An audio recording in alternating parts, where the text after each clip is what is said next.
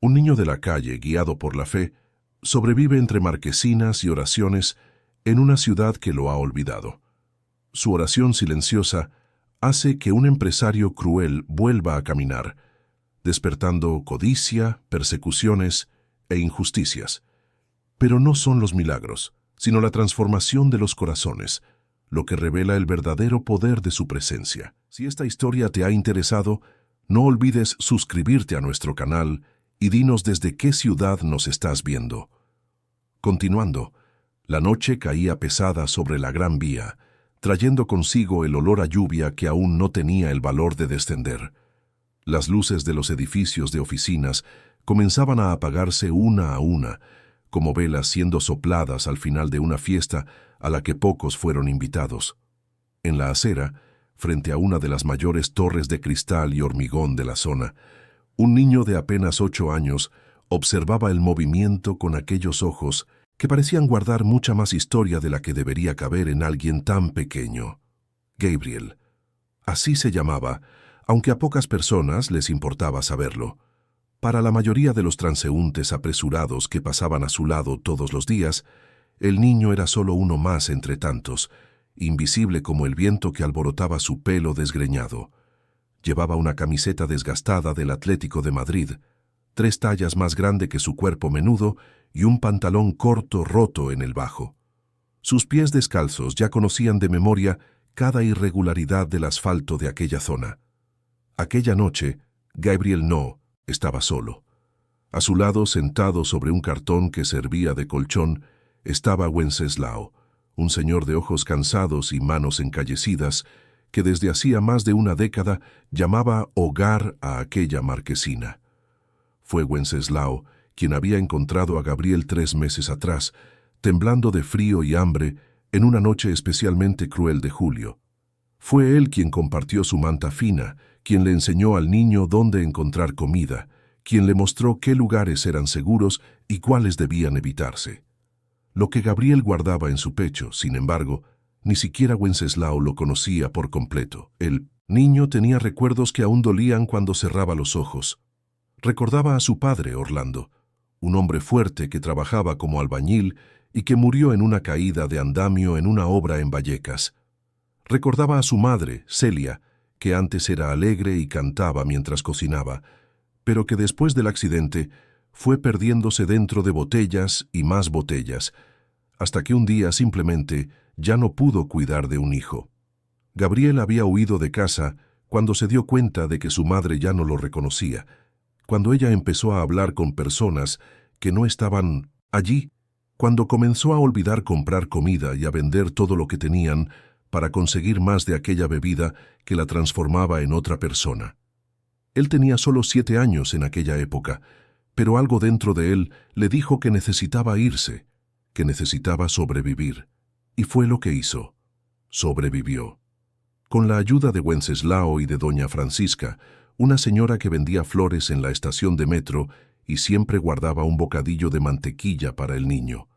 Con la ayuda de don Joaquín, que tenía un puesto de churros en el mercadillo y de vez en cuando dejaba que Gabriel se comiera los que habían sobrado. Eran pequeños gestos que mantenían no solo su cuerpo funcionando, sino también su esperanza encendida, porque Gabriel tenía algo que la calle aún no había conseguido robarle: la fe. Todas las noches, antes de dormir, el niño juntaba las manos y rezaba. Agradecía por el día que había pasado, por las personas que se cruzaban en su camino, por la comida que había logrado encontrar. Pedía protección y fuerza, y terminaba siempre con la misma frase que su madre solía decir antes de que todo se derrumbara: Dios sabe todas las cosas, y a su debido tiempo todo se arregla. Mientras Gabriel murmuraba sus oraciones aquella noche, al otro lado de la ciudad, en uno de los barrios más exclusivos de Madrid, una mansión imponente se erigía como un monumento a la riqueza y al poder. Allí vivía Octavio Castañeda, uno de los empresarios más ricos del país. Su fortuna se había construido sobre negocios que muchos preferían no cuestionar, acuerdos que ocurrían en salas cerradas, decisiones que beneficiaban a pocos y perjudicaban a muchos. Octavio tenía todo lo que el dinero podía comprar, excepto la capacidad de caminar. Hacía 2 años, su propia arrogancia lo había puesto en aquella silla de ruedas. Insistió en pilotar su propio helicóptero en medio de una tormenta, ignorando todas las advertencias, y el accidente que siguió fue devastador. Los médicos dijeron que había tenido suerte de sobrevivir, pero Octavio no se sentía afortunado. Se sentía atrapado en un cuerpo que ya no obedecía a su voluntad. La mansión era grande, lujosa y completamente vacía de afecto. Su esposa, Verónica, era una mujer de belleza construida en costosas clínicas de estética, que se casó con él por el apellido y por la cuenta bancaria, no necesariamente en ese orden. Pasaba los días entre almuerzos con amigas igualmente vacías y sesiones interminables de tratamientos estéticos. Por la noche se encerraba en su habitación y fingía que su marido no existía. El hijo de la pareja, Bernardo, tenía 15 años y ya demostraba haber heredado lo peor de su padre. Era cruel sin motivo, arrogante sin fundamento e incapaz de ver valor en cualquier persona que no pudiera ofrecerle algo a cambio. En el carísimo colegio privado donde estudiaba, lideraba un grupo de chicos que se divertían humillando a los compañeros más frágiles. Sus profesores miraban para otro lado. Al fin y al cabo, la donación anual de la familia Castañeda mantenía buena parte de las reformas del colegio. Y estaba también el chofer de la familia, Romualdo, un hombre de mediana edad que servía a los Castañeda desde hacía más de 10 años. Romualdo había aprendido de su jefe a despreciar a quien tenía menos, a ver la pobreza como un fallo de carácter y no como una circunstancia. Se lo enseñaba a su propia hija, Leticia, una universitaria de 22 años, que insistía en contrariar a su padre, trabajando como voluntaria en proyectos sociales. Aquella misma noche en que Gabriel rezaba bajo la marquesina en la Gran Vía, Octavio estaba en su biblioteca, bebiendo whisky importado y hojeando informes financieros sin mucho interés.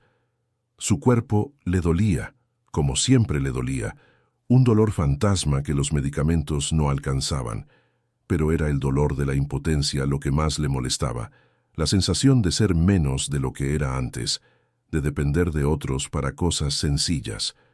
Bernardo entró en la biblioteca sin llamar, como siempre hacía. Tiró la mochila en el sofá de cuero y se sirvió un vaso del mismo whisky que bebía su padre. «Tienes 15 años, Bernardo», dijo Octavio sin mucho entusiasmo en la reprimenda. «¿Y tú cuántos tenías cuando tomaste el primero?», replicó el chico con una sonrisa cínica. Octavio no respondió. Bernardo tenía razón, al fin y al cabo. El empresario apuró el resto de su vaso y se sirvió otro. «Papá, mañana Romualdo me llevará al colegio más tarde. He quedado con la gente antes en el centro comercial». «Haz lo que quieras», murmuró Octavio con los ojos fijos en las llamas de la chimenea. Bernardo estaba casi saliendo cuando se detuvo en la puerta y miró hacia atrás. «¿Sabes, papá? A veces creo que te has vuelto menos pesado después del accidente. Antes me estabas encima con las notas, queriendo que fuera el mejor. Ahora apenas me hablas». La crueldad casual en la voz del chico era impresionante. Octavio sintió algo oprimírsele en el pecho, pero no dijo nada. Bernardo salió, dejando a su padre solo con sus amargos pensamientos. Al día siguiente, Bernardo estaba en el asiento trasero del coche, con Romualdo al volante, cuando se detuvieron en un semáforo en rojo en la zona de Callao. Fue entonces cuando el chico vio a Vicentosieta Gabriel. El niño estaba parado frente a una panadería, mirando con atención el escaparate repleto de panes frescos y pasteles que nunca podría comprar. «Mira a ese mocoso», dijo Bernardo señalando. «Apuesto a que está planeando robar algo». Romualdo siguió la mirada del chico. «Esta gentuza necesita desaparecer de las calles, ensuciando toda la ciudad. Deberías meterlo en el maletero y tirarlo lejos», bromeó Bernardo, pero había algo en sus ojos que no parecía del todo una broma. «Cuidado con lo que dices, niño Bernardo. A la policía no le gustan las bromas con esas cosas». El semáforo se puso en verde y siguieron. Pero la imagen de Gabriel se quedó grabada en la mente de Bernardo. No por compasión, sino por algo diferente. Una curiosidad morbosa, tal vez. O simplemente el aburrimiento de quien lo tiene todo y por eso no valora nada. 3 días después, Bernardo convenció a Romualdo para que pasara de nuevo por la misma zona. Y allí estaba Gabriel, en el mismo lugar, con la misma ropa desgastada, los mismos pies descalzos. Esta vez, Bernardo le pidió a Romualdo que parara el coche. «¿Qué vas a hacer?», preguntó el chofer desconfiado. «Solo quiero hablar con él. Tengo una idea». Romualdo resopló, pero obedeció. Bernardo bajó del coche y se acercó a Gabriel, que retrocedió instintivamente. «Tranquilo, chaval. No voy a hacerte nada», dijo Bernardo con una sonrisa que no llegaba a sus ojos. «¿Cómo te llamas?». Gabriel dudó, pero respondió en voz baja. «Gabriel. Gabriel», repitió Bernardo como si estuviera saboreando el nombre. «Vives en la calle, ¿no?». El niño asintió con los ojos atentos, buscando señales de peligro. «¿Y si te dijera que puedo darte comida, una ducha caliente? ¿Aceptarías?». Gabriel frunció el ceño. Ya había aprendido que nada en la vida era gratis, especialmente de la gente rica. «¿Por qué harías eso?». Bernardo se encogió de hombros. «Porque puedo. Y porque me parece gracioso». No era una buena respuesta, pero era honesta de una forma retorcida. Gabriel miró el coche de lujo, a Romualdo, que observaba todo desde el asiento del conductor, y luego de vuelta a Bernardo. Algo en él le decía que se negara, que saliera corriendo. Pero la promesa de comida y una ducha caliente era demasiado tentadora para alguien que no se había duchado en días y cuya última comida decente había sido hacía aún más tiempo. «Vale», dijo Gabriel, con la voz casi desapareciendo en el ruido de la avenida. Bernardo sonrió de esa forma en que las personas malas sonríen cuando consiguen lo que quieren. «Sube al coche». Gabriel subió. Romualdo miró al niño por el retrovisor con una expresión de asco mal disimulado, pero condujo en silencio. El trayecto hasta el barrio de Salamanca duró casi 40 minutos. Gabriel miraba por la ventana, viendo cómo la ciudad cambiaba a su alrededor. Las calles se volvían más limpias, las casas más grandes, los muros más altos. Cuando llegaron a la mansión de los Castañeda, Gabriel no pudo ocultar su asombro. Nunca había visto una casa tan grande. Parecía un castillo de película. Bernardo notó la reacción y su sonrisa se volvió aún más maliciosa. «Ven», dijo, tirando de Gabriel por el brazo. Entraron por la puerta de servicio, pasando por la inmensa cocina donde una gobernanta de mediana edad, doña Zenaida, estaba preparando el almuerzo.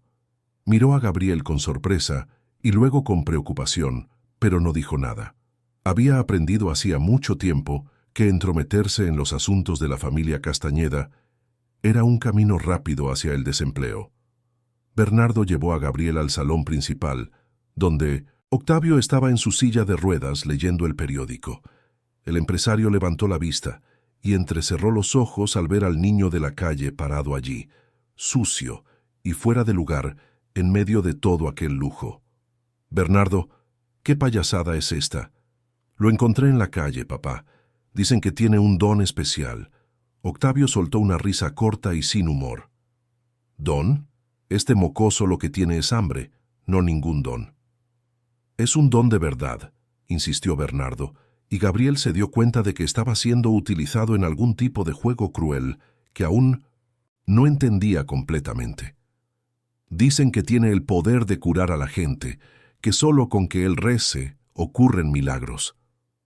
Gabriel abrió los ojos como platos. Nunca le había dicho eso a nadie, pero tal vez Bernardo había oído algún rumor en la calle, alguna historia distorsionada, porque Gabriel realmente rezaba y a veces sucedían cosas buenas después, pero nunca se lo había atribuido a sí mismo. Era Dios quien lo hacía, no él. Octavio miró a su hijo y luego a Gabriel. Había algo perverso en toda aquella situación que el empresario reconoció de inmediato, porque él mismo tenía ese mismo tipo de perversidad dentro de sí. «¿Así que este es el famoso curandero milagroso?», dijo Octavio con la voz cargada de sarcasmo. «Dime una cosa, chico. ¿Crees que puedes hacerme caminar de nuevo?». Gabriel no sabía qué responder. Sentía que estaba cayendo en una trampa, pero no veía la salida. «Yo no curo a nadie, señor», dijo con la voz temblorosa. «Yo solo rezo, y Dios decide». Qué conveniente, rió Octavio. Así que, si no funciona, la culpa es de Dios, no tuya. Bernardo estaba disfrutando aquello. Veía cómo se desarrollaba la humillación y se deleitaba con cada segundo. Pero había algo en la expresión de Gabriel, una dignidad extraña para alguien tan pequeño y en una situación tan vulnerable, que comenzaba a incomodar incluso a él. «Reza entonces», ordenó Octavio. «Ya que has venido hasta aquí, muestra ese supuesto don. Haz tu oración mágica y cúrame». Gabriel cerró los ojos. Sabía que se estaban burlando de él, pero aún así rezó. No porque creyera que podía cambiar aquella situación, sino porque era lo que siempre hacía cuando ya no sabía qué más hacer. Rezó en silencio, las palabras formándose solo en su corazón. Pidió por aquel hombre amargado en la silla de ruedas. Pidió paz para él. Pidió curación, no solo del cuerpo, sino del alma. Cuando abrió los ojos, Octavio seguía allí, sentado, inmóvil, con aquella expresión de escarnio en el rostro. «¿Listo?», preguntó el empresario. Gabriel asintió. «Estupendo. Ahora sal de mi casa antes de que llame a la policía por allanamiento». Romualdo apareció como si hubiera sido convocado, agarró a Gabriel por el brazo con fuerza innecesaria y lo arrastró hacia afuera. El niño fue arrojado al otro lado del portón electrónico, que se cerró con un sonido metálico y definitivo. Gabriel se quedó allí parado un momento, procesando lo que acababa de suceder. Se sentía usado, humillado, más pequeño de lo que ya se sentía. Comenzó a caminar de regreso a su territorio conocido, a la marquesina, donde Wenceslao probablemente ya estaría preocupado por su ausencia. Mientras caminaba, las lágrimas que había contenido allí dentro finalmente comenzaron a correr. No por la humillación, sino por algo más grande, por sentir que había fallado de alguna manera, que su oración no había sido suficiente. Pero entonces recordó las palabras de su madre. Dios sabe todas las cosas, y a su debido tiempo, todo se arregla. Y Gabriel decidió creer en eso, porque era todo lo que le quedaba. Dentro de la mansión, Octavio había vuelto a su rutina de amargura y medicamentos. Bernardo se fue a su habitación a jugar a videojuegos, ya aburrido del juego que había inventado. Romualdo volvió al garaje, donde pasaba la mayor parte del tiempo. Nadie estaba prestando atención cuando, ya de madrugada, Octavio se despertó con una extraña sensación en las piernas.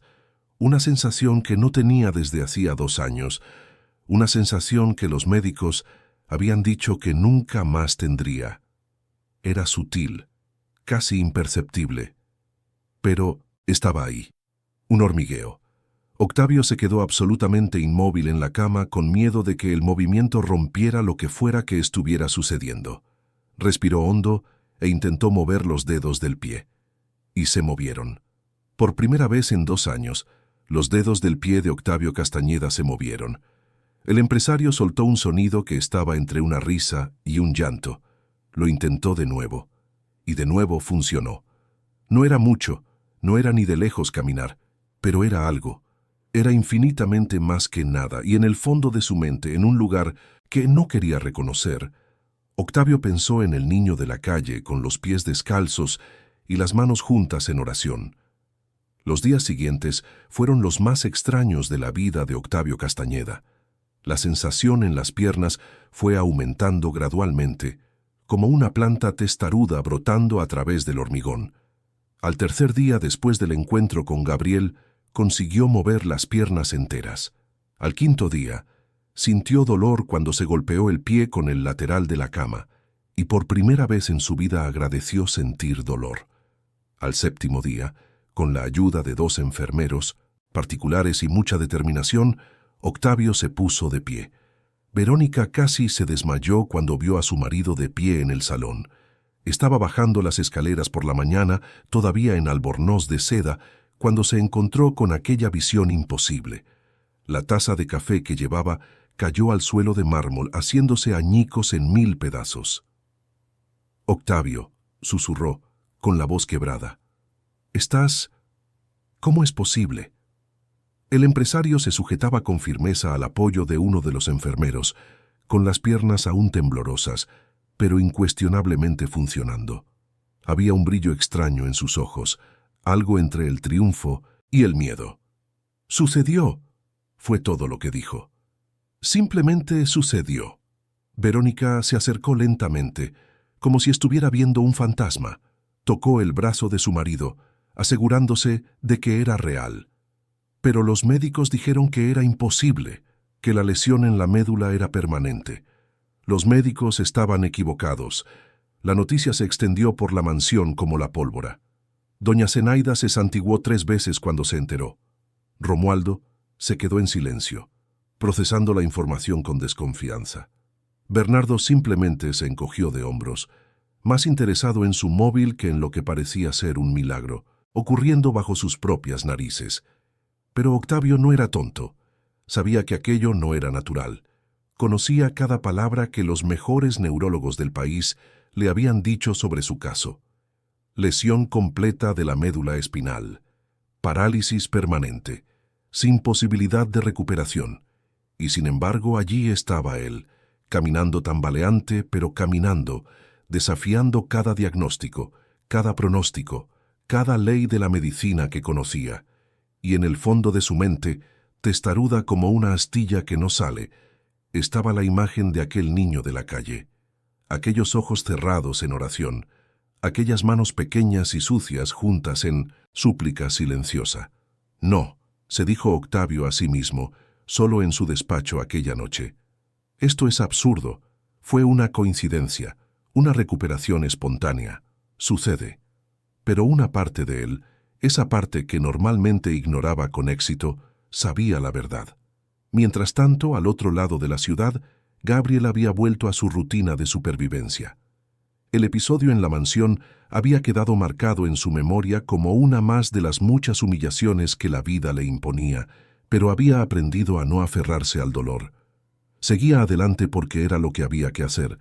Seguía despertándose, buscando comida, ayudando a Wenceslao, hablando con doña Francisca, rezando antes de dormir.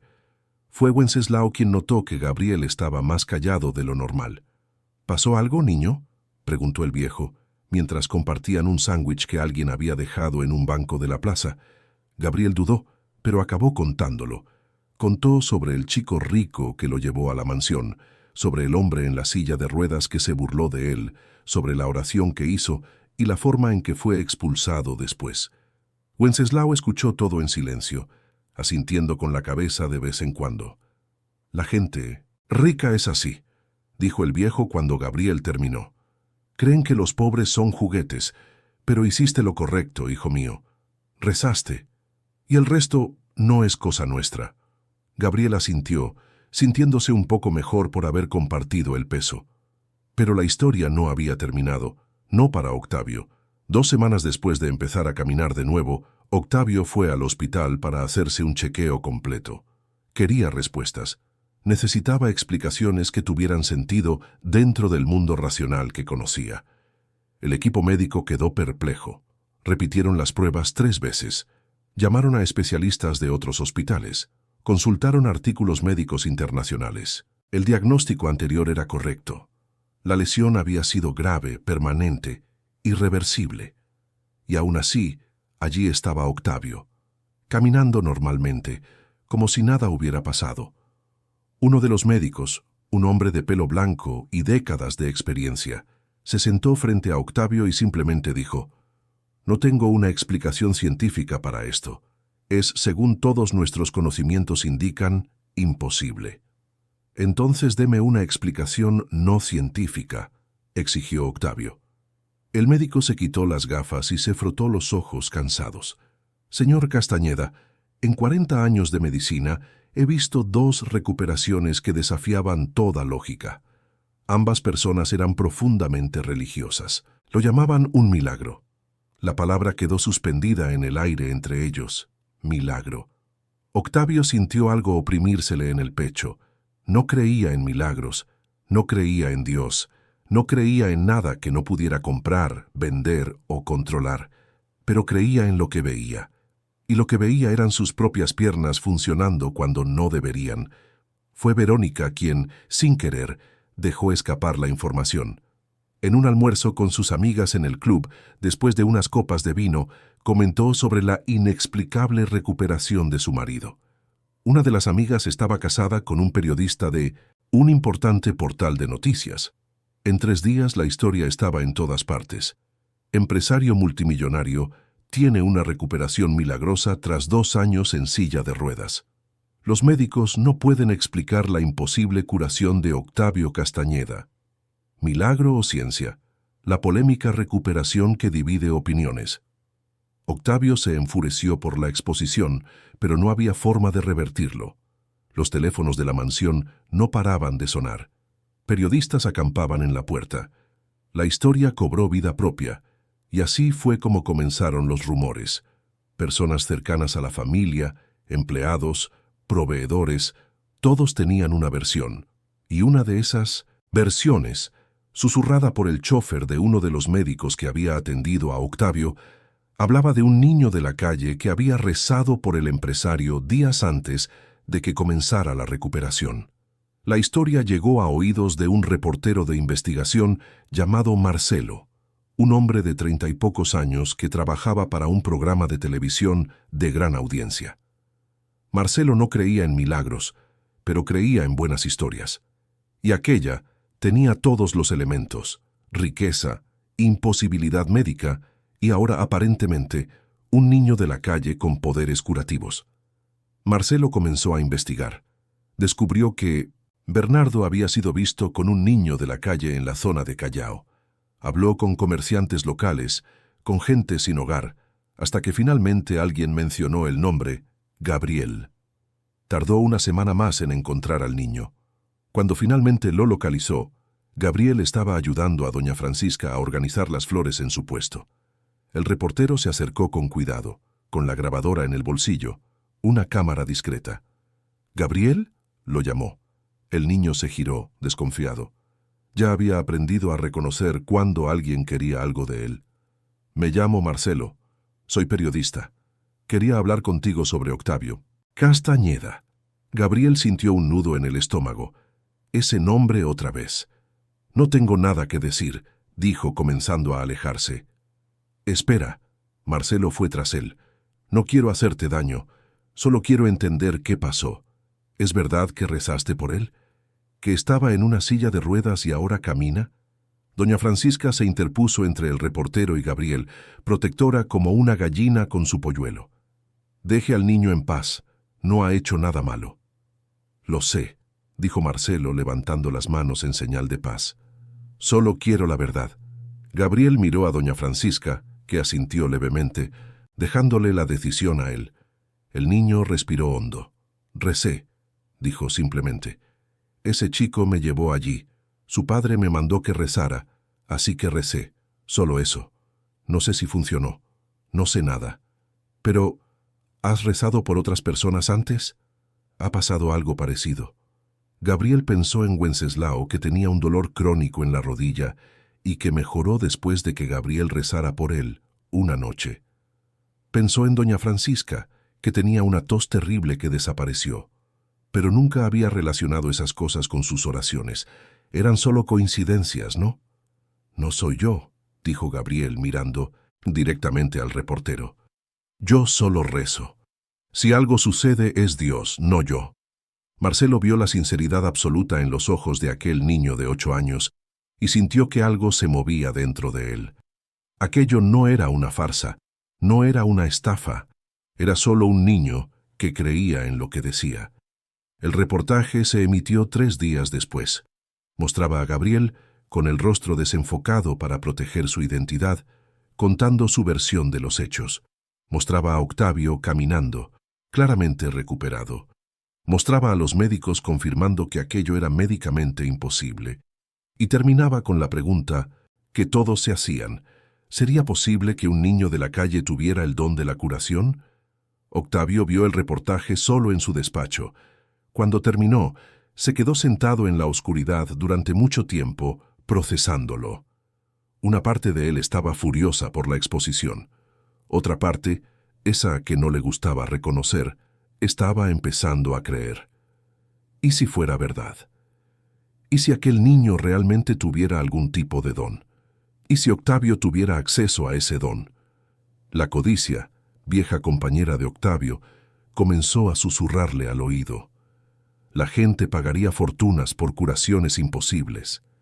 Él podría controlarlo, podría lucrarse con ello, podría volverse aún más poderoso de lo que ya era. Romualdo, llamó Octavio por el interfono. Necesito que encuentres a ese niño de la calle, el tal Gabriel, y cuando lo encuentres, tráelo aquí. Al otro lado de la línea, Romualdo dudó. Señor, ¿está seguro? Lo estoy, y sé discreto. Romualdo encontró a Gabriel 2 días después. Fue más fácil de lo que esperaba, porque el niño no se estaba escondiendo.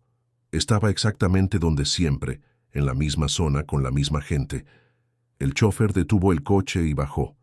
Gabriel lo reconoció de inmediato y comenzó a retroceder. Tranquilo, dijo Romualdo, y había algo diferente en su voz. Menos desprecio, quizás, o quizás solo cálculo. El señor Octavio quiere hablar contigo. No es para hacerte daño, no, es para agradecértelo. Gabriel no se lo creyó ni por un segundo, pero cuando Romualdo le mostró un billete de 50 euros y le dijo que era solo para que fuera a la mansión, hablara y volviera, el niño pensó en la comida que podría comprar para Wenceslao, para doña Francisca, para don Joaquín. ¿Solo hablar?, preguntó Gabriel. Solo hablar. Palabra. Gabriel cometió el error de creerle. La mansión era aún más intimidante en la segunda visita. Esta vez fue recibido no con burla, sino con un tipo de interés que era casi peor. Octavio caminaba, fuerte y restaurado, y había un brillo extraño en sus ojos cuando miró a Gabriel. «Siéntate», dijo Octavio señalando un costoso sillón. Gabriel se sentó en el borde, incómodo. «Me curaste», dijo el empresario. No era una pregunta. «No fui yo, señor. Yo solo... Lo sé. Solo rezaste. Y Dios hizo el milagro». Octavio lo dijo con un tono que dejaba claro que no lo creía completamente, pero que estaba dispuesto a fingir que sí. ¿Sabes cuánto pagaría la gente por una cura como la mía? Gabriel comenzó a entender a dónde iba a parar aquello y no le gustó nada. «Millones», continuó Octavio. «Miles de millones, tal vez. Gente rica, gente poderosa, todos queriendo vivir más, vivir mejor. Y tú tienes la llave». «No funciona así», protestó Gabriel. «No puedo curar a quien yo quiera, no controlo nada». Octavio se inclinó hacia adelante. «Pero puedes intentarlo, ¿no? Puedes rezar. Y a veces funciona. Sería una sociedad, ¿entiendes? Yo te doy una buena vida. Casa, comida, colegio. Y tú usas tu don para ayudar a la gente. Todos ganan». Parecía demasiado bueno. Y Gabriel había aprendido que las cosas demasiado buenas siempre venían con un precio. «¿Y si digo que no?», preguntó el niño, con la voz temblando un poco. El rostro de Octavio se ensombreció. «Sería una pena. Tú viviendo en la calle, pasando hambre cuando podrías tenerlo todo. Parece un desperdicio». No era exactamente una amenaza, pero se le acercaba bastante. Gabriel se levantó. «Gracias, señor, pero no quiero. Prefiero la calle», fue la respuesta equivocada. Octavio hizo una señal con la cabeza y 2 cosas sucedieron al mismo tiempo.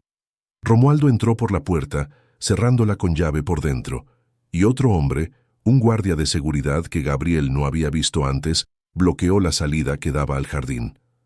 «Siéntate», dijo Octavio, y esta vez no era una invitación.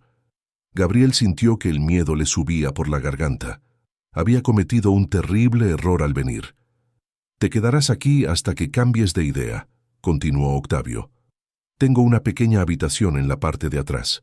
Pequeña, pero cómoda. Comida 3 veces al día. Cuando decidas cooperar volveremos a hablar». «Esto es un secuestro», dijo Gabriel, con la voz aguda por el terror. «Esto es una oportunidad», corrigió Octavio. «Solo que aún no lo estás viendo». Gabriel fue arrastrado por los 2 hombres a una pequeña habitación en la parte trasera de la mansión. Era realmente pequeña, solo una cama, una ventana demasiado alta para alcanzar y una puerta que se cerraba con llave por fuera. Lo arrojaron allí dentro y cerraron la puerta. Gabriel se quedó en la oscuridad, con el corazón latiendo tan fuerte que parecía que se le iba a salir del pecho. Por primera vez en mucho tiempo, sintió ganas de llorar de verdad, no las lágrimas silenciosas que a veces venían por la noche, sino un llanto de desesperación total. Pero antes de que pudiera ceder al pánico, oyó un sonido suave. La puerta se abría, y allí, con una bandeja de comida y ojos llenos de compasión, estaba doña Zenaida. «Rápido», susurró ella. «Tienes 5 minutos antes de que vuelva Romualdo. Voy a sacarte de aquí». Gabriel no dudó. Siguió a la gobernanta por los pasillos traseros de la mansión, por los jardines, hasta un portón lateral que ella abrió con una llave que sacó de su delantal. En segundos, Gabriel estaba fuera libre. «Corre», dijo doña Zenaida, «y no vuelvas nunca más». Gabriel corrió. Corrió más rápido que nunca en su vida. Corrió hasta que le dolieron las piernas y le quemaron los pulmones. Corrió hasta estar lo suficientemente lejos como para sentirse mínimamente seguro. Cuando finalmente se detuvo, estaba de vuelta en su territorio conocido, y allí, sentado en la marquesina como siempre, estaba Wenceslao.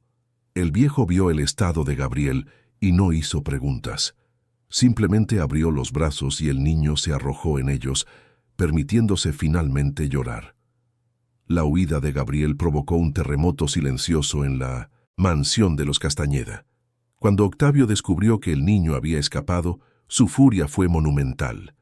Despidió a doña Zenaida en el acto, sin una palabra de agradecimiento por sus 15 años de servicio dedicado.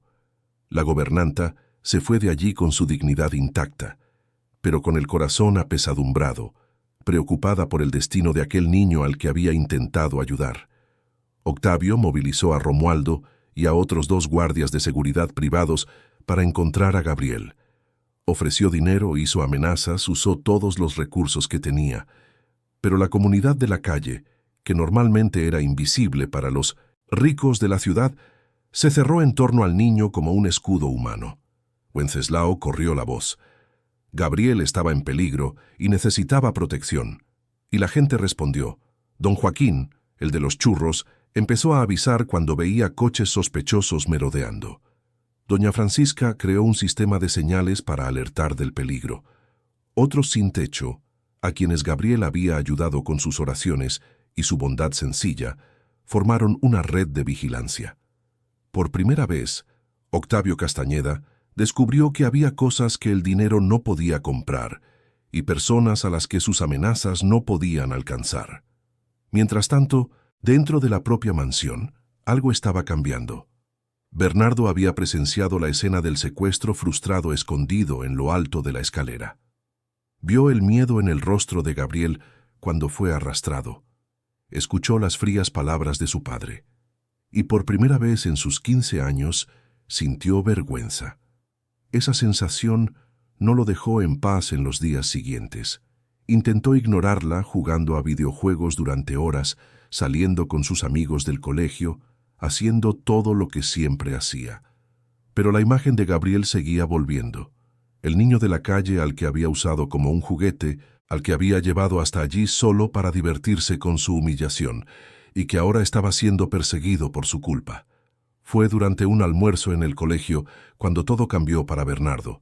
Estaba con sus amigos habituales, un grupo de chicos ricos que se divertían intimidando a los compañeros más débiles. Ese día, el objetivo era un chico nuevo, un becario que había entrado en el colegio con una beca de estudios. Los chicos se burlaban de su uniforme de segunda mano, de sus zapatos gastados, de su mochila vieja. Bernardo observaba la escena y de repente ya no pudo participar. Veía a Gabriel en cada insulto, veía su propia crueldad reflejada en los rostros de sus amigos, y algo dentro de él simplemente se rompió. «Parad», dijo Bernardo. Sus amigos se giraron sorprendidos. «¿Qué has dicho?», preguntó Lucas, el líder informal del grupo. «He dicho que paréis. Dejad al chico en paz». Lucas se rió, pensando que era una broma. «¿Desde cuándo te has vuelto un buenazo, Bernardo?» «Desde ahora». Y Bernardo se levantó, cogió su mochila y se fue a sentar a otra mesa lejos del grupo. El silencio que siguió fue absoluto. Nadie desafiaba a Lucas, nadie abandonaba el grupo. Pero Bernardo acababa de hacer ambas cosas. En los días siguientes, Bernardo se convirtió en un paria en el colegio. Sus antiguos amigos lo ignoraban, difundían rumores sobre él, le hacían pequeñas crueldades que antes él mismo practicaba con otros. Y por primera vez, entendió cómo era estar en el otro lado. Fue difícil. Hubo noches en las que casi se echó atrás. Casi suplicó que lo aceptaran de nuevo en el grupo. Pero entonces pensaba en Gabriel, durmiendo en una marquesina, y su propia soledad en el carísimo colegio privado le parecía ridículamente pequeña en comparación. Bernardo comenzó a investigar sobre las personas sin hogar, sobre la pobreza, sobre la desigualdad social. Leía artículos, veía documentales, intentaba entender el mundo que siempre había existido a pocos kilómetros de su mansión, pero que él había elegido ignorar. Y cuanto más aprendía, más avergonzado se sentía de quien había sido. Una tarde, Bernardo salió a escondidas de casa y fue a la zona de Callao. Buscó a Gabriel durante horas, preguntando discretamente a vendedores ambulantes, a personas que parecían conocer las calles. Finalmente, alguien lo llevó hasta Wenceslao. El viejo miró al chico rico con desconfianza. «¿Qué quieres? Quiero hablar con Gabriel. Necesito pedirle perdón. Tú y tu familia ya le habéis hecho bastante daño a ese niño». «Lo sé», dijo Bernardo, y había lágrimas genuinas en sus ojos. «Por favor, solo quiero decirle que lo siento». Wenceslao estudió el rostro del chico durante un largo momento. Había visto muchas cosas en la vida, había desarrollado un instinto para distinguir la verdad de la mentira. Y vio verdad en aquellos ojos jóvenes. «Espera aquí», dijo. Gabriel apareció unos minutos después, tenso y listo para correr, pero cuando vio que era Bernardo, solo y claramente nervioso, dudó. «Sé que no tienes ningún motivo para escucharme», comenzó Bernardo, las palabras saliendo atropelladas. «Sé que hice cosas horribles. Te usé, te humillé, te puse en peligro, y no tengo excusa, no tengo justificación. Solo quería decir que lo siento, de verdad, y que si hay algo que pueda hacer para ayudar, cualquier cosa lo haré». Gabriel se quedó en silencio un momento. Tenía todo el derecho a echar a Bernardo, a rechazar sus disculpas, a guardar rencor. Pero Gabriel había aprendido de su madre, antes de que ella se perdiera, que perdonar era liberarse a uno mismo, no solo al otro. «Estás perdonado», dijo Gabriel simplemente. Bernardo soltó un suspiro de alivio tan profundo que casi se derrumba. «Gracias. En serio, muchas gracias. ¿Pero tu padre todavía me está buscando?» «Sí, no se ha rendido. Está obsesionado con esa idea de lucrarse contigo». Bernardo dudó, luego continuó. «Puedo intentar ayudar. Puedo avisarte cuando mande a alguien a buscarte. Puedo... no sé, algo». Y así comenzó una amistad improbable. Bernardo empezó a visitar a Gabriel con regularidad. Al principio solo hablaban. El niño rico aprendiendo sobre la vida en las calles. El niño de la calle aprendiendo que no todos los ricos eran iguales. Después Bernardo comenzó a traer cosas. Comida, mantas, ropa. No como caridad condescendiente, sino como un amigo genuinamente preocupado. Un día, Bernardo trajo toda su paga en dinero y le pidió a Gabriel que la distribuyera entre las personas sin hogar que más lo necesitaran. Gabriel se sintió conmovido por la confianza. Juntos compraron comida y la llevaron a varias personas que vivían en las calles cercanas. Fue la primera vez que Bernardo sintió que estaba haciendo algo que realmente importaba. Mientras tanto, al otro lado de la ciudad, Romualdo se enfrentaba a su propia prueba. Su hija, Leticia, había ido al médico después de semanas sintiéndose cansada y con fiebre persistente.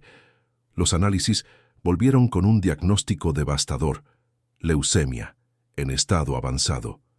Romualdo, que había pasado años despreciando a los pobres y enfermos, de repente se encontró en el otro lado. Vio a su hija, hermosa y llena de vida, consumirse en una cama de hospital. Los médicos hablaban de tratamientos agresivos, de quimioterapia, de trasplante de médula. Hablaban también de costes astronómicos. El chófer fue a ver a Octavio para suplicarle ayuda. Al fin y al cabo, había servido a la familia fielmente durante más de una década. Seguramente eso contaba para algo. «Necesito un préstamo, señor Octavio», dijo Romualdo con el orgullo tragado por la necesidad. «Mi hija está muy mal. Los tratamientos cuestan una fortuna y el seguro no lo cubre todo». Octavio miró al chofer sin una gota de compasión. «¿Y qué gano yo con esto?». Romualdo parpadeó confundido. «Señor, tú quieres dinero. Yo quiero al niño de la calle. Ayúdame a encontrar a Gabriel y yo pagaré el tratamiento de tu hija». Fue como recibir un puñetazo en el estómago. Romualdo miró al hombre al que había servido durante años y finalmente vio quién era realmente. Vio la crueldad, el egoísmo, la completa falta de humanidad. Y peor, vio un reflejo de sí mismo, de quien él había sido hasta hacía poco. «No», dijo Romualdo con la voz temblorosa pero firme. «No voy a hacer eso». «Entonces no cuentes con mi ayuda», respondió Octavio, volviéndose de nuevo hacia sus papeles. Romualdo salió de allí destrozado. Lloró en el coche, lloró en casa, lloró al lado de la cama del hospital donde Leticia dormía, pálida y frágil. Su esposa Maribel intentaba consolarlo, pero ella misma estaba hecha pedazos. Fue Leticia quien, en un momento de lucidez entre las sesiones de quimioterapia, cogió la mano de su padre y le dijo: «Papá, hiciste lo correcto. No importa lo que me pase, hiciste lo correcto». Aquellas palabras rompieron a Romualdo por completo, pero también lo reconstruyeron. Entendió que su hija, incluso enferma, tenía más carácter del que él había demostrado en años. Los días siguientes fueron los más difíciles de la vida de Romualdo. Leticia empeoró rápidamente. Los médicos no eran optimistas. La familia comenzó a prepararse para lo peor, aunque nadie quería decirlo en voz alta. Fue Bernardo quien se enteró de lo de Leticia. Escuchó a Romualdo hablar por teléfono con su esposa, con la voz cargada de desesperación. El chico sintió un nudo en el pecho. A pesar de todo lo que Romualdo había hecho, su hija no merecía sufrir. Aquella noche, Bernardo fue a ver a Gabriel y se lo contó todo. «Sé que no tengo derecho a pedirte nada, pero la hija de Romualdo se está muriendo. Leucemia. Es una buena persona, Gabriel. Trabaja como voluntaria, ayuda a los demás. No es como su padre». Gabriel se quedó pensativo. «¿Quieres que rece por ella?». «Quiero. Pero entiendo si no quieres. Romualdo te trató mal». Gabriel pensó en lo que Jesús decía sobre perdonar 70 veces 7, sobre amar a los enemigos, sobre hacer el bien a quienes nos persiguen. No era fácil. Parte de él quería decir que no. Quería que Romualdo sintiera el dolor que había causado. Pero una parte más grande, la parte que todavía creía en la bondad a pesar de todo, sabía lo que tenía que hacer. «Llévame a verla», dijo Gabriel. Bernardo abrió los ojos como platos. «¿En serio? Pero es arriesgado. Si mi padre descubre dónde estás...». «No importa. Una persona necesita ayuda». Aquella madrugada Bernardo llevó a Gabriel al hospital. Usaron la entrada de servicio, subieron por las escaleras de emergencia. Leticia estaba en una habitación privada, durmiendo, con Maribel sentada a su lado en una silla incómoda. La madre se despertó asustada cuando entraron, pero Bernardo rápidamente explicó quién era Gabriel y por qué estaban allí. Maribel miró al niño de la calle, a sus pies descalzos y su ropa sencilla, y algo en su corazón se abrió. «Tú eres el niño que curó al señor Octavio», susurró ella. «No fui yo, señora. Pero puedo rezar por su hija si usted me deja». Maribel asintió con lágrimas corriendo por su rostro. Gabriel se acercó a la cama donde dormía Leticia. La joven estaba irreconocible, con el rostro hinchado por la medicación, el pelo ralo cayéndose. Pero aún así, había una dulzura en sus rasgos que Gabriel reconoció como bondad genuina. Puso su pequeña mano sobre la de Leticia y cerró los ojos. Rezó en silencio, como siempre hacía. No pidió espectáculos ni milagros instantáneos. Solo pidió que Dios cuidara de aquella joven, que aliviara su sufrimiento, que diera a la familia fuerza para enfrentar lo que viniera. Rezó con el corazón puro de un niño que todavía creía que la bondad vencía. Cuando terminó, abrió los ojos y vio a Maribel llorando en silencio. Bernardo también tenía los ojos rojos. «Gracias», susurró Maribel. «Muchas gracias». Gabriel solo asintió, y salieron como habían entrado, silenciosos como sombras. En los días siguientes, algo extraordinario sucedió. Leticia comenzó a mejorar. Lentamente al principio, tan sutil que los médicos pensaban que era solo una fluctuación normal. Pero entonces empezó a recuperar el color, a recuperar fuerzas, a hablar más. Se hicieron nuevos análisis, y más análisis, y más. Una semana después de la visita de Gabriel, los médicos llamaron a Romualdo y Maribel para una reunión. El oncólogo, un hombre serio de mirada cansada, sostenía los análisis con una expresión de absoluta perplejidad. «No sé cómo explicar esto», dijo, «pero la leucemia parece estar en remisión completa. Las células cancerosas simplemente han desaparecido». Maribel rompió a llorar. Romualdo se quedó paralizado, incapaz de procesarlo. «¿Cómo es posible?», finalmente logró preguntar. «No es posible», respondió el médico honesto. «No con el estadio en el que se encontraba, pero está sucediendo de todos modos». Romualdo lo sabía. En el fondo de su corazón sabía exactamente cómo había sucedido. Fue a la habitación de Leticia, que estaba despierta y sonriendo por primera vez en semanas. Cogió la mano de su hija y lloró como no lloraba desde que era niño. «Fue el niño, ¿verdad?», preguntó Leticia suavemente. «Gabriel. Soñé con él. Soñé que estaba aquí, rezando por mí». Romualdo asintió sin poder hablar. «Entonces ve a verlo, papá. Ve a darle las gracias y pídele perdón por todo». Romualdo tardó 2 días en reunir el valor. Cuando finalmente encontró a Gabriel, en la misma marquesina donde siempre estaba el niño, el chofer cayó de rodillas frente a él. «Perdóname», dijo Romualdo sollozando, «por todo, por tratarte mal, por ayudar a mi jefe a perseguirte, por mirarte con desprecio. Perdóname y déjame darte las gracias. Salvaste a mi hija». Gabriel ayudó al hombre a levantarse. «No necesita arrodillarse ante mí, y no fui yo quien salvó a su hija. Usted sabe quién fue». Romualdo asintió. Por primera vez en mucho tiempo, entendió lo que significaba la verdadera humildad, la verdadera gratitud. Ese mismo día, Romualdo presentó su dimisión. Ya no podía trabajar para Octavio Castañeda, no después de haber visto claramente quién era el hombre. Comenzó a trabajar como conductor de BTC. No era glamuroso, no pagaba tanto, pero le daba libertad y dignidad. Y cada semana, sin falta, Romualdo aparecía por la zona donde se quedaba Gabriel. Traía comida para distribuir entre los sin techo. Hablaba con ellos, aprendía sus nombres, sus historias. Deshacía un día a la vez años de prejuicio e indiferencia. Leticia, completamente curada, cambió de carrera en la universidad. Dejó administración y decidió estudiar enfermería. Quería cuidar de la gente, quería devolver la segunda oportunidad que había recibido. Comenzó a hacer prácticas en hospitales públicos, trabajando con pacientes sin recursos, llevando no solo cuidados médicos, sino también esperanza. La historia de la curación de Leticia se extendió, al igual que había sucedido con Octavio. La gente comenzaba a hablar más abiertamente de Gabriel, del niño de la calle que tenía un don especial. Algunos creían, otros se burlaban, pero nadie podía negar que cosas extrañas y maravillosas sucedían alrededor de aquel niño. La fama de Gabriel crecía como una ola imposible de contener. Las redes sociales bullían con teorías, especulaciones y debates acalorados.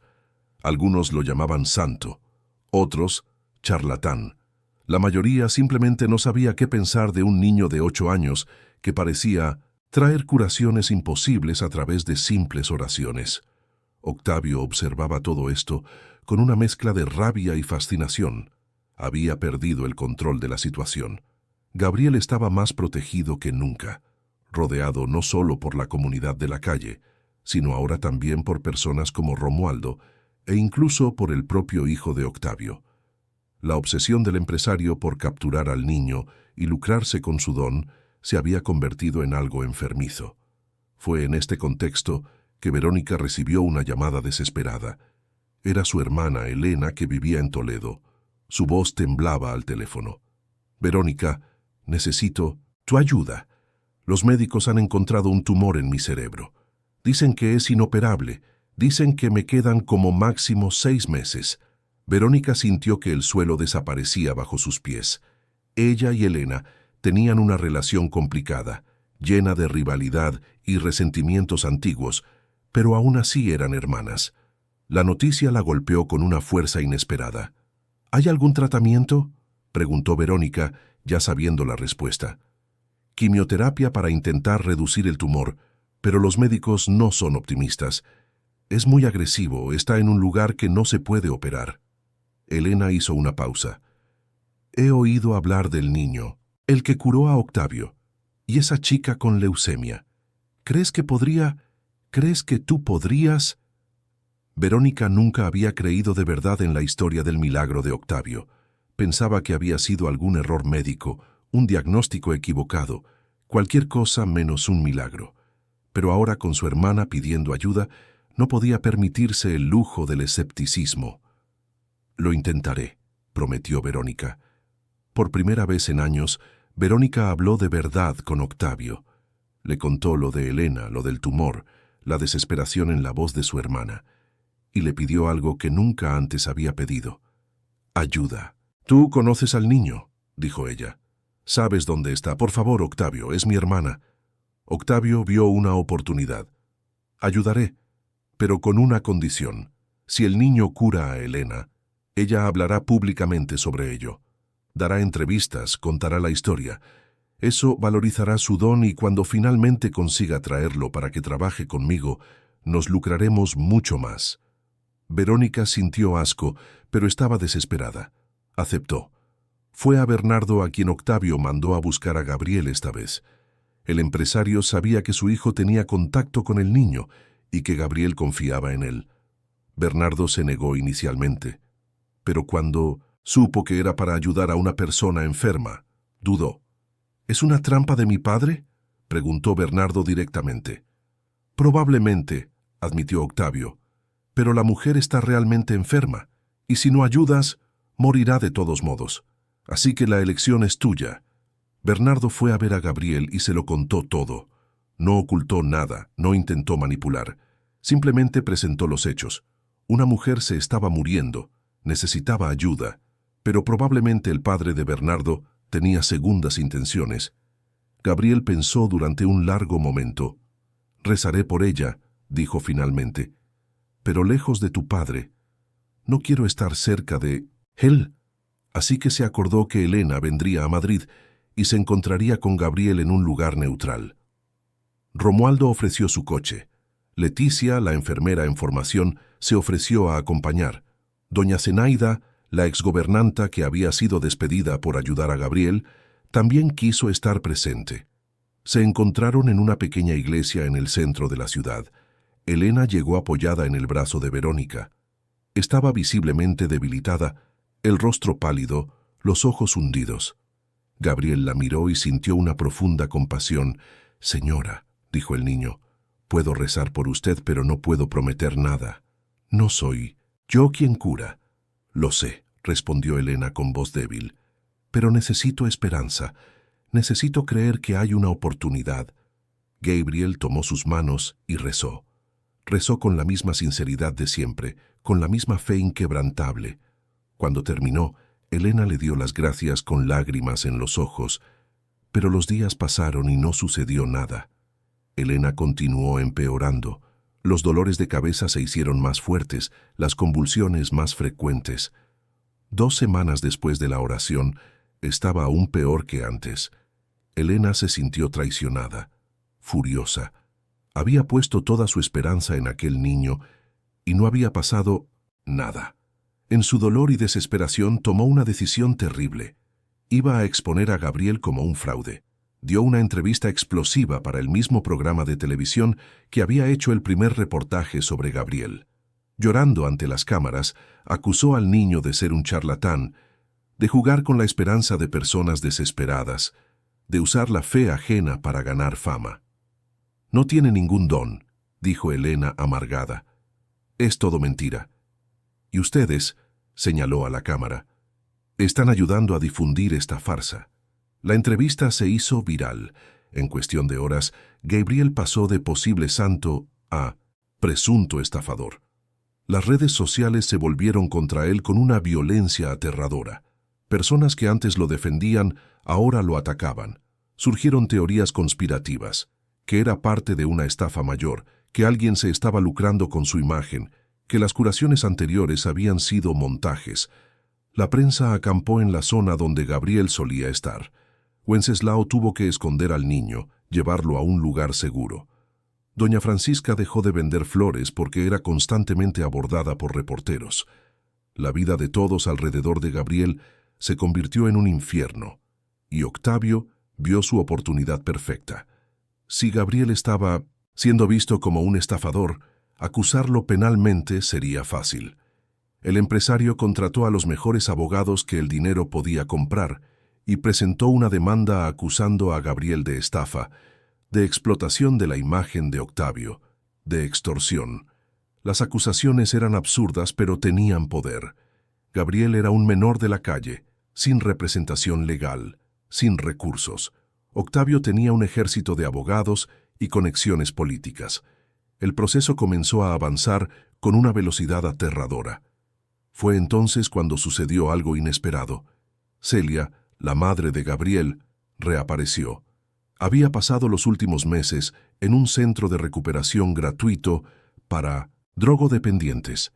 Había luchado contra sus demonios, había caído y se había levantado, había llorado y rezado. Y finalmente, por primera vez en más de un año, estaba lúcida, completamente lúcida. Cuando vio en la televisión que su hijo estaba siendo demandado, que estaba siendo perseguido por un empresario rico, algo dentro de ella despertó. El instinto maternal que había sido adormecido por el alcohol rugió de vuelta a la vida. Celia buscó ayuda. Fue a la iglesia donde había encontrado a Gabriel en aquella reunión con Elena. Allí encontró a doña Zenaida, que reconoció en ella a la madre de la que Gabriel a veces hablaba. Las dos mujeres hablaron y Zenaida vio una sinceridad verdadera en los ojos de Celia. «Necesito proteger a mi hijo», dijo Celia, «pero no sé cómo. No tengo dinero, no tengo abogado, no tengo nada». «Pero tienes algo que nadie más tiene», respondió Zenaida. «Eres su madre, y juntas encontraremos una manera». Zenaida movilizó su red. Conocía a mucha gente de la iglesia, gente sencilla pero decidida. Uno de los miembros de la congregación era un abogado de derechos humanos, un hombre llamado Dr. Fernando que trabajaba pro bono para causas justas. Cuando Zenaida le contó la historia de Gabriel, Fernando no dudó. «Aceptaré el caso», dijo, «y no cobraré nada». Mientras tanto, Romualdo usó sus ahorros para ayudar a Celia a alquilar una pequeña habitación donde ella y Gabriel pudieran quedarse. Leticia organizó donaciones de ropa y alimentos. Bernardo, usando su paga y algunas joyas que le había regalado su abuela, contribuyó financieramente. La defensa de Gabriel se montó con amor y determinación. El doctor Fernando trabajó día y noche, reuniendo pruebas de que las acusaciones eran falsas, demostrando que Gabriel nunca había pedido dinero, nunca había prometido curaciones, nunca había hecho nada más que rezar cuando se lo pedían. El caso fue a juicio. La sala del tribunal estaba abarrotada. A un lado, el equipo de caros abogados de Octavio, vestidos con trajes impecables. Al otro, el doctor Fernando solo, con su traje gastado pero digno, y a su lado Celia, sujetando con fuerza la mano de su hijo. Los testigos fueron llamados. Los abogados de Octavio intentaron pintar a Gabriel como un manipulador calculador. Pero entonces la defensa llamó a sus testigos. Wenceslao testificó sobre el carácter del niño, sobre cómo compartía la comida incluso teniendo poca, sobre cómo rezaba por todo sin pedir nada a cambio. Doña Francisca contó cómo Gabriel la ayudaba en el mercadillo sin esperar pago. Romualdo, con voz emocionada, habló sobre la curación de su hija y cómo Gabriel había ido al hospital en mitad de la noche, arriesgándose, solo para ayudar. Y entonces Bernardo fue llamado. Octavio se tensó cuando vio a su hijo levantarse. Bernardo caminó hacia el estrado y juró decir la verdad. Y entonces, mirando directamente a su padre, lo contó todo. Contó cómo había llevado a Gabriel a la mansión solo para divertirse, cómo había visto a su padre intentar secuestrar al niño, cómo había sido testigo de la crueldad y la codicia. «Mi padre no está demandando a Gabriel porque haya sido perjudicado», dijo Bernardo con la voz firme a pesar de las lágrimas. «Lo está demandando porque quiere controlarlo, quiere lucrarse con él. Y cuando no lo consiguió, decidió destruirlo». El silencio en la sala era absoluto. Octavio estaba rojo de ira. Verónica miraba a su marido como si lo viera por primera vez. El juez, un hombre de mirada cansada y sabiduría adquirida en décadas de carrera, escuchó todo con atención. Cuando los testimonios terminaron, se retiró a deliberar. 2 horas después volvió con la decisión.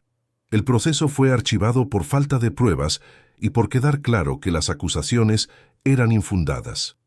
Más que eso, el juez determinó la apertura de una investigación contra Octavio por falso testimonio e intento de manipulación del sistema judicial. La decisión fue devastadora para Octavio. La investigación reveló no solo el intento de incriminar a Gabriel, sino toda una red de negocios ilegales, sobornos, evasión de impuestos. Sus bienes fueron embargados, sus empresas investigadas. Sus socios lo abandonaron como ratas huyendo de un barco que se hunde. Verónica pidió el divorcio inmediatamente. Se llevó a Bernardo y se fue a vivir a un apartamento alquilado, lejos de la mansión y de los malos recuerdos. Por primera vez en años, se sintió libre. Octavio se quedó solo en la enorme y vacía mansión. Sus empleados dimitieron uno a uno. Sus cuentas bancarias fueron bloqueadas. Sus amigos dejaron de atender sus llamadas. Él, que había sido uno de los hombres más poderosos de Madrid, ahora no tenía a nadie. E irónicamente, sus piernas, que habían sido curadas milagrosamente, comenzaron a dolerle de nuevo. No volvió a quedar paralizado, pero el dolor era constante, un recordatorio físico de todo lo que había perdido. Mientras tanto, al otro lado de la ciudad, algo hermoso estaba sucediendo. Celia había conseguido un trabajo como limpiadora en un edificio de oficinas. El sueldo era modesto, pero era honesto. Con la ayuda de Zenaida y Romualdo, alquiló un pequeño apartamento de una habitación en un barrio sencillo. Gabriel fue matriculado en una escuela pública. El primer día de clase estaba nervioso, pero la profesora, doña Marisa, una mujer amable de mediana edad, lo acogió con cariño. Cuando los otros alumnos descubrieron quién era, algunos sintieron curiosidad, otros escepticismo. Pero Gabriel se los ganó a todos siendo simplemente el mismo. Bondadoso, humilde, siempre dispuesto a ayudar. Bernardo, que había sido expulsado del caro colegio privado después del escándalo que involucró a su padre, también se transfirió a una escuela pública. Él y Gabriel iban a escuelas diferentes, pero se veían con regularidad. Bernardo había decidido que quería ser médico, no por los motivos equivocados que tenía antes, cuando era solo otra forma de estatus, sino porque quería genuinamente ayudar a la gente. Comenzó a hacer trabajo voluntario en un centro de salud del barrio donde vivía Gabriel. Al principio, fue difícil lidiar con la pobreza tan de cerca, ver el sufrimiento real, pero cada día que pasaba, sentía que se estaba convirtiendo en la persona que debería haber sido desde siempre. Leticia completó su curso de enfermería con honores. Fue contratada por un hospital público y rápidamente se hizo conocida por su especial cariño con los pacientes en situación de vulnerabilidad. Nunca olvidó que había sido salvada de forma inexplicable y dedicaba cada día a devolver esa gracia. Romualdo continuó trabajando como conductor de VTC, pero ahora con un propósito diferente. Siempre que veía a personas sin hogar, se detenía para hablar, para ofrecer ayuda. Usaba parte de sus ganancias para comprar comida y distribuirla. Se convirtió en una figura conocida y respetada en las calles del centro. Y Elena, cuya ira casi había destruido a Gabriel, vivió para arrepentirse profundamente de sus palabras. 2 meses después de aquella terrible entrevista, después de haberse disculpado públicamente, pero aún cargando con la culpa, fue al médico para más pruebas de rutina. Los médicos hicieron la tomografía esperando encontrar el tumor aún más grande, aún más agresivo, pero lo que encontraron los dejó sin palabras. El tumor simplemente había desaparecido. No reducido, no detenido en su crecimiento, desaparecido por completo. Elena lloró durante horas cuando recibió la noticia. Comprendió demasiado tarde que la oración de Gabriel sí había funcionado, solo que no había sido en su tiempo, sino en el tiempo de Dios. Buscó a Gabriel y se arrodilló ante él pidiéndole perdón. «Me salvaste y yo te acusé», dijo sollozando. «¿Cómo puedes perdonarme?» Gabriel la ayudó a levantarse, exactamente como había hecho con Romualdo. «Ya está perdonada. Dios la curó. Yo solo recé». Elena dedicó el resto de su vida a obras de caridad. Estudió teología y comenzó a visitar hospitales ofreciendo apoyo espiritual a pacientes terminales. Su historia de curación se convirtió en fuente de esperanza para muchos. Los meses pasaron y la vida de Gabriel se normalizó tanto como fue posible para alguien que se había hecho famoso por milagros. Todavía rezaba por las personas que se lo pedían, pero siempre con la misma humildad, siempre dejando claro que no era él quien curaba. Un año después de que todo comenzara, en un domingo soleado, Gabriel, Celia, Wenceslao, Doña Francisca, Don Joaquín, Zenaida, Romualdo, Maribel, Leticia, Bernardo y muchos otros se reunieron en un campo de tierra del barrio. Los niños jugaban al fútbol descalzos, riendo y gritando. Los adultos hablaban sentados en tocones de madera. Había comida sencilla pero abundante, compartida por todos. Gabriel miró a su alrededor y sintió que el corazón se le desbordaba de gratitud, no por la fama, no por los supuestos milagros, sino por aquello, por la gente, por la comunidad, por el amor que había florecido en medio de tanta dificultad. Aquella noche, antes de dormir en su cama en el pequeño apartamento que compartía con su madre, Gabriel hizo su oración como siempre. Agradeció por el día, agradeció por las personas en su vida, agradeció por los que aún sufrían y pidió que Dios los consolara, y terminó como siempre terminaba, con las palabras que su madre le había enseñado hacía tanto tiempo. Dios sabe todas las cosas, y a su debido tiempo todo se arregla. Y mientras dormía, con una sonrisa tranquila en el rostro, afuera la ciudad continuaba girando. La gente todavía sufría. La gente todavía necesitaba esperanza.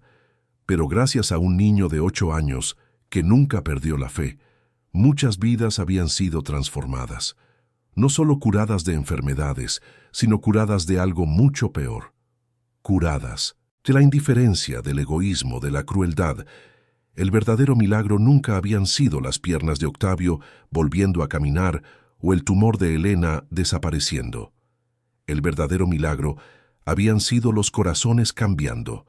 Bernardo aprendiendo la compasión, Romualdo descubriendo la humildad, Leticia encontrando un propósito, Celia reconquistando su dignidad, Elena hallando la redención, y Gabriel, el niño que había comenzado su historia durmiendo en marquesinas y alimentándose de sobras, ahora tenía un hogar, tenía una familia, tenía personas que lo amaban, no por lo que podía hacer, sino por lo que era. La fe, el perdón y la compasión habían transformado no solo vidas, sino toda una red de personas conectadas por un niño que solo rezaba y creía. Y eso, más que cualquier curación física, era el mayor milagro de todos. Fin de la historia. Queridos oyentes, esperamos que la historia de Gabriel haya tocado profundamente su corazón. Si se han emocionado con este viaje de fe, perdón y transformación, dejen su like, suscríbanse al canal y cuéntenos en los comentarios qué momento los ha marcado más. Todos los días traemos historias intensas como esta, que revelan el lado más profundo del alma humana y nos recuerdan que la bondad todavía existe en este mundo. Los esperamos en el próximo episodio con otra narrativa que los hará reflexionar sobre el verdadero significado de la compasión.